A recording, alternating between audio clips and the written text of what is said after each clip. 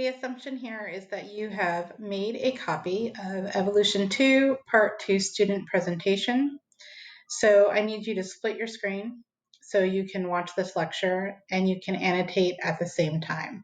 As always, the minimum expectation of you is that you at least annotate what I have annotated, and when I ask you to stop and watch a video, I expect you to do that. So today's lecture is going to summarize speciation, some things that we've already talked about, and then we were also going to move forward and talk about the patterns of speciation. So we need to just make sure that we have a good understanding of what a species is. We need to remember that a species is a group of organisms that can produce fertile offspring. So in order to make a new species, organisms must be isolated so that those accumulated changes or differences then make it impossible to successfully breed and produce fertile offspring. So you are going to stop here and pause for the first time, and you are going to watch the reproductive isolation video, and then you're going to come back. What I want you to think about while you watch this video is what causes isolation. So go do that now.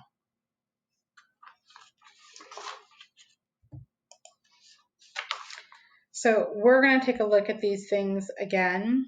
Your responsibility for your assessment, you need to be able to both define what each is and also identify examples. And finally, you also need to be able to give examples.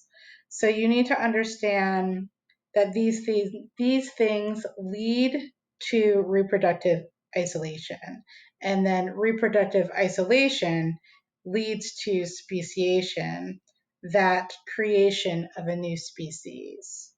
So we are going to pause here so that you can make sure that you have highlighted what I have highlighted for the behavioral isolation, how things act, geographic isolation, where things are, and temporal isolation, when things happen. And then when you've done that, I'm going to talk about each one in greater detail on the next slide. So I sort of pulled some common examples here. We have some seagulls, some boobies that are undergoing a mating ritual. We have a singing humpback whale. We have the bird of paradise, and we have a frog. So I want to talk a little bit more about behavioral isolation and how behavior ties into natural selection.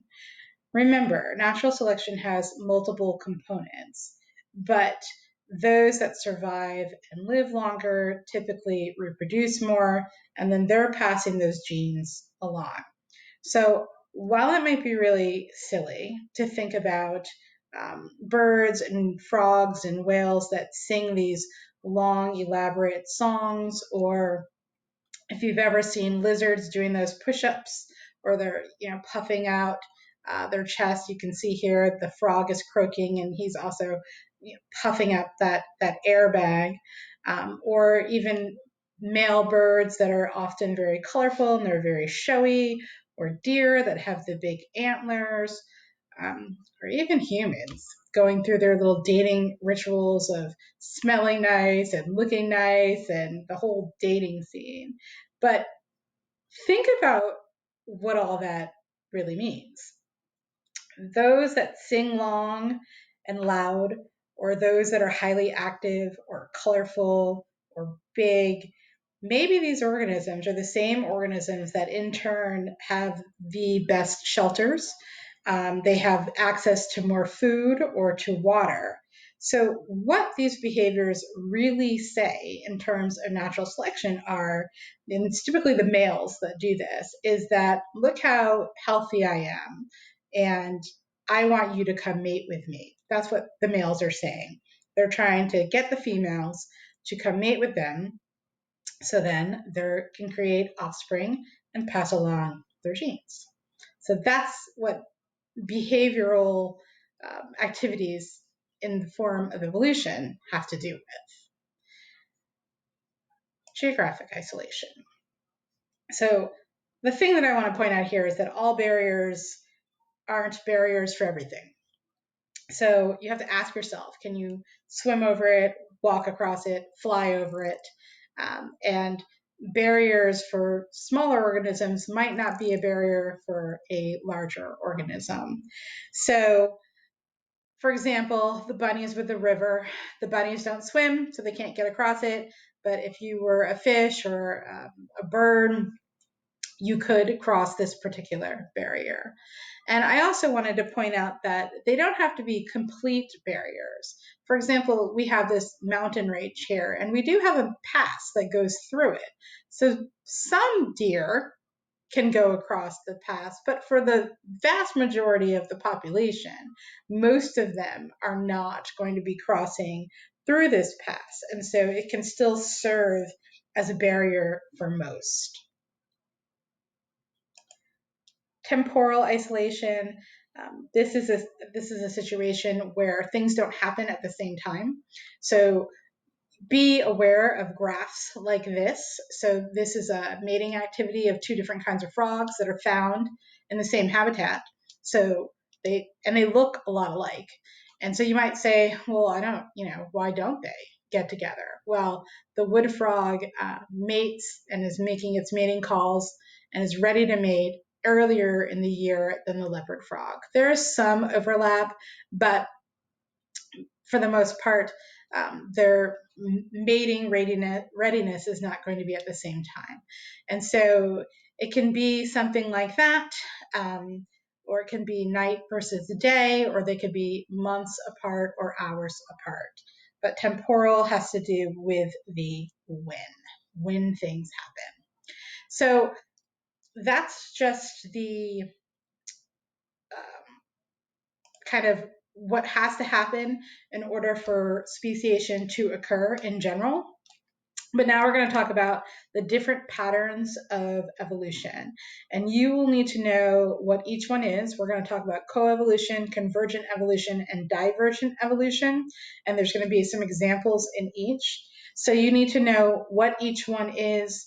You need to know why it happens. And you need to know what the result is of each.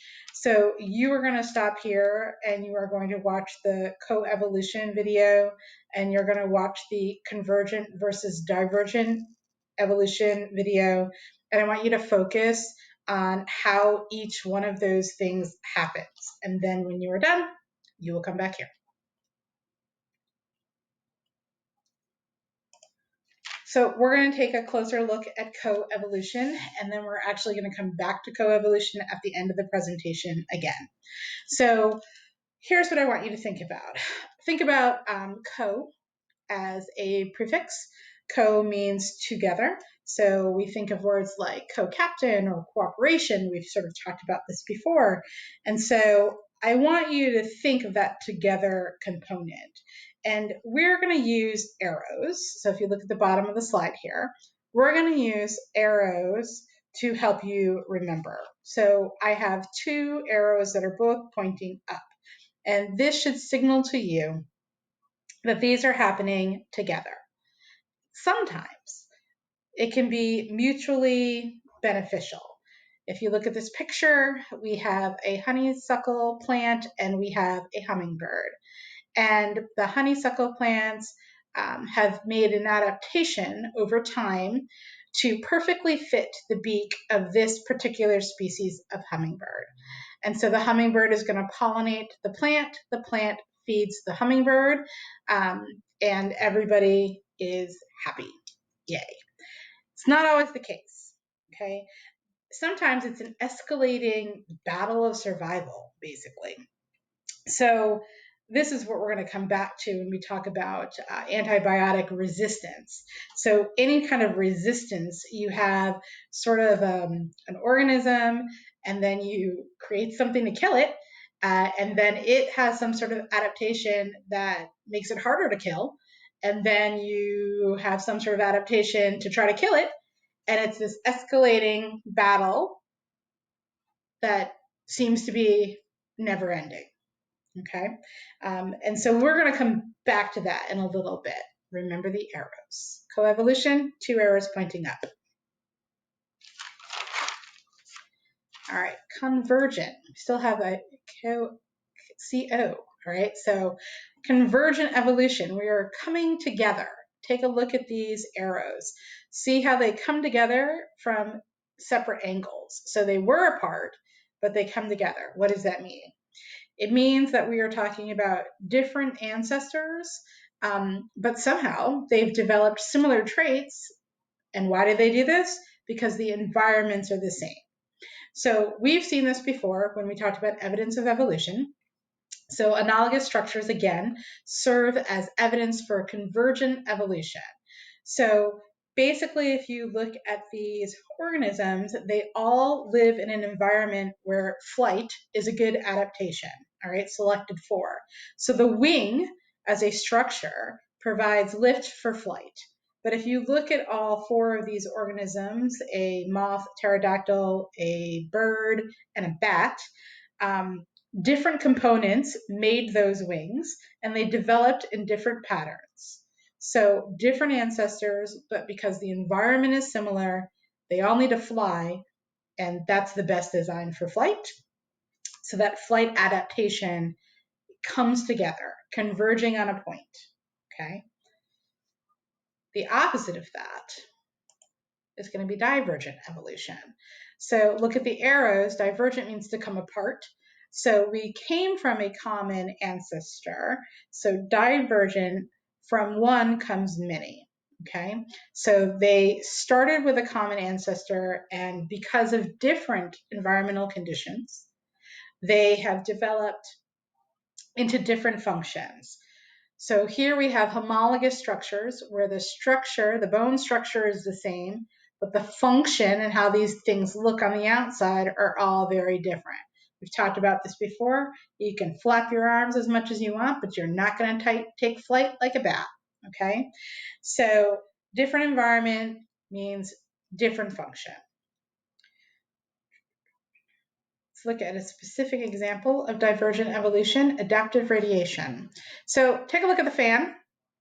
So you can see how you have this sort of common point, and then you have the fan, and this particular fan, from one comes many, radiate. That's what radiation means. It means to radiate out from one point, okay? So Darwin's finches are a really good example of this. You have all these different kinds of finches now. They are different sizes. Some live in trees, some are on the ground, some are big, some are small. And then their beaks also have different sizes and shapes. Why is that? Let's say a finch blew over to an island. They eventually became geographically isolated, but also the different islands of the Galapagos have very different environments. And so different adaptations were going to be selected for or against. Okay, so we've gone over coevolution, convergent evolution, and divergent evolution. We're going to flip back to coevolution and talk about resistance. So you're going to stop here and you are going to watch the antibiotic resistance video. It's a TED Talk, and I want you to think about, while you watch, how does it happen? Why is it a problem? Why should you care? And then come back here.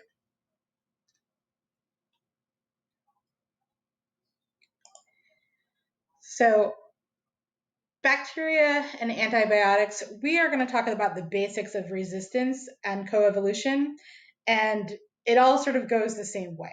So you can have a bacteria, you can have a pest like bed bugs, something disgusting like that, or cockroaches, you pick it, or a virus. Viruses are a little bit weird because viruses aren't truly living, but they do contain DNA or RNA and can mutate. So we're going to include them in this coevolution resistance issue. So they all kind of go the same way. You have an a bacteria, a pest, or a virus. Most of it gets wiped out by an antibiotic, a pesticide, or an antiviral medication, but due to a genetic variation in each, some survive and reproduce. In the virus's case, viruses use the host, all of your host parts, to replicate. They don't truly reproduce, they make copies of themselves. So these offspring of the bacteria or the pest and the copies of the virus are then resistant. And so you've got to make a stronger antibiotic, pesticide, or antiviral. And then you repeat and repeat and repeat. And so you have stronger medication, stronger bacteria, stronger medication, stronger bacteria. And over time, we've created these super bugs, whether it be a super bacteria like MRSA, whether it be a super pest like some fungi, cockroaches. If something, the world comes to an end, cockroaches are going to survive. Bed bugs, all sorts of gross things. And then we also have some really strong viruses. So some STDs like herpes, HIV, hepatitis, and the flu, influenza A and B. So we are going to actually do a mini activity in a couple days on resistance because it's a real world problem. And so here's how I'm going to know if you've actually done this. You are going to click this work checkoff form, and I will be looking at the date and the timestamp. So I know how long this should take you, and I will know if you've done it or not. So double on back and check on announcements. There might be a short activity for you to do. There might not be. So just go back and take a look at the calendar and the announcements and be sure.